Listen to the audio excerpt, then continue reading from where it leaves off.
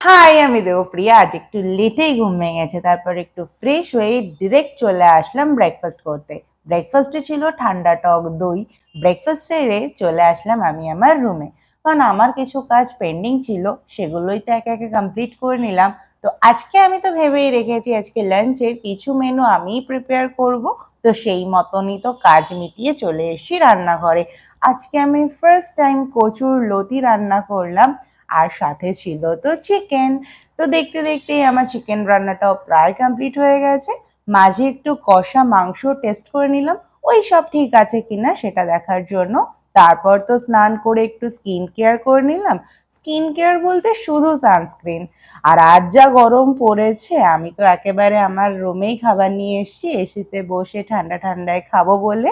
তো এখন তো নিয়ে এসেছি থালি, থালিতে ছিল চিকেন, ভাত আর লতি। তারপর তো লাঞ্চটা সেরে নিলাম। তো লাঞ্চ সেরে তো আমার বেশ একটা ভাত ঘুম পাচ্ছিল, তো একটা বড় ঘুম দিয়েছিলাম। তো আজকের দিনটা তো এইভাবেই গেল। দেখা হচ্ছে অন্য ভিডিওতে। বাই।